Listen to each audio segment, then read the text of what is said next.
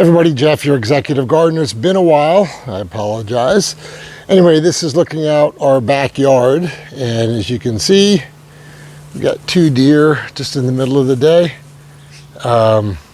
looking at me. There's a 6-foot fence that they cannot climb over because there's a lot of gardening to protect in that fence. There's Finn. He's my daughter's dog who's back for the summer. He doesn't care too much about the deer right behind him. He kind of leaves them alone. They don't worry about him either. Anyway, so I want to kind of show you what's growing here. The tomato plants have gone nuts, and obviously the deer would have just a terrific time with all this vegetation.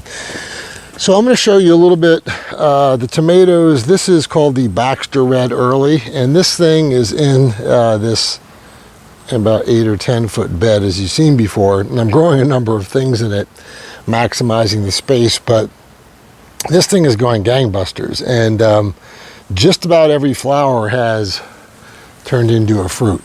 So I don't even know where I'm looking here. There you go.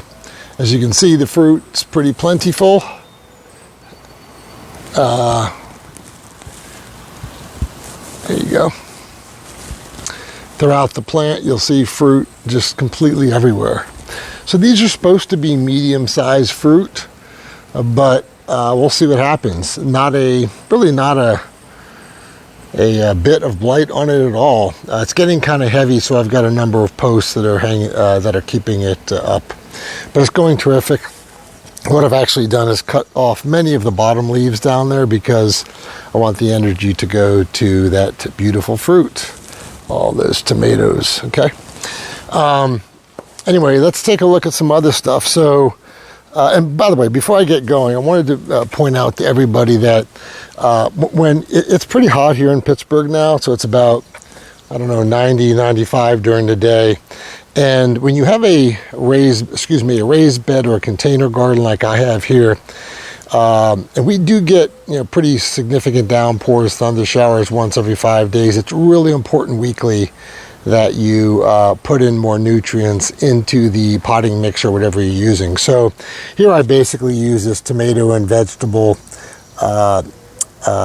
fertilizer. It's 18-18-21. It says feed every 7 to 14 days, and it's really helps get nutrients to your plant. And then this is the other thing which is really important, CalMag Plus. Really important because when the heat is like this, you're not going to be able to be sitting by your raised garden or your bed all day. And if it does dry out, that's one of the key causes of blossom end rot. So you just want to make sure that your soil has plenty of calcium and magnesium, and the roots are able to take it up. So doing that two things will help with the blossom end rot prevention, which is making sure that your potting mix or whatever you're using as a planting medium is constantly moist, and 2 is making sure that calcium, magnesium is in the potting mix. So we'll take a look. This is a plant which is called a tomato plant. This is about 4 feet tall. It's called the mushroom basket, and I'll show you a close-up what these things look like.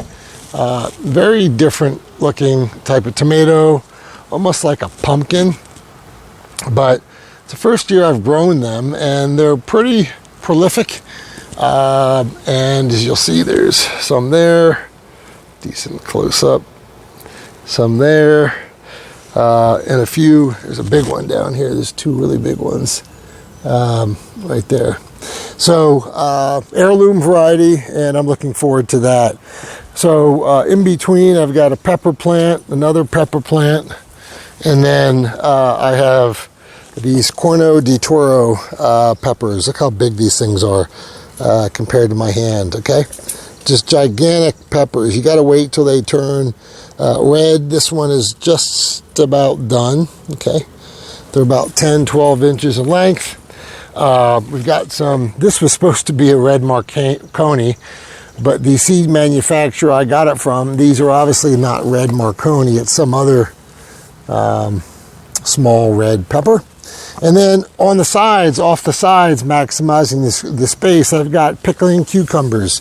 So you can see on this vine, we've got numerous pickling cucumbers. And I did buy the variety where I get much more female flowers to male flowers to maximize the amount of dill pickles that I will be making.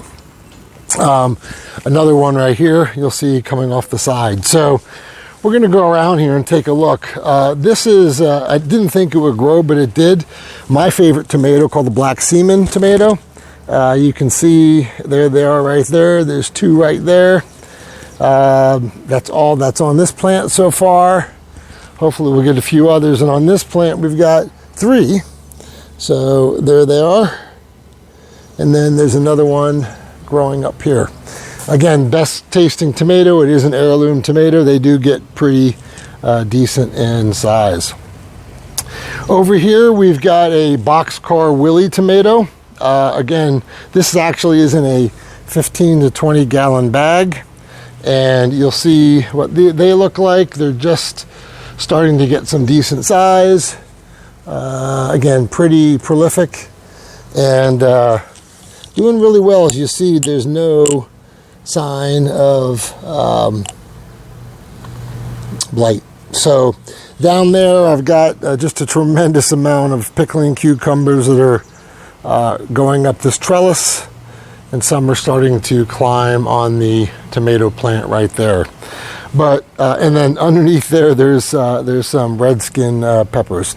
So unbelievably, these tomato plants are booming and taking off. I'm fertilizing them very well, as you see, and those things on top of that raised bed, probably about 3 or 4 feet tall. So this is going extremely well.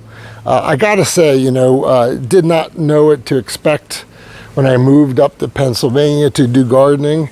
I will say that there's no question in my mind, and I've lived in Houston for 15 years and Pennsylvania for 2 years. Gardening is much, 10 times easier when you garden up in Pennsylvania than Houston. Not even close. Like the ideal would be California. That's easy gardening. Not saying it's easy, but you don't have the heat, the humidity, the pests. I've had nothing of mine touched. I've got no blight. Everything is, as you can see, is doing wonderful. Just incredible.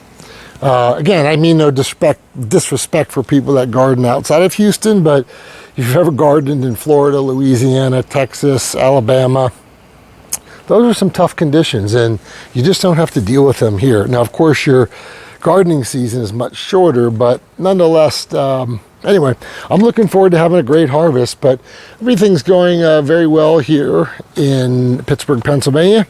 Sorry it's taken so long. I'll bring you back once some of these beautiful tomatoes here start to turn red. They're going to be delicious. And again, those deer that are out there, there they are. No chance of getting over that fence. Not with a dog inside. So they eat out there. We eat in here.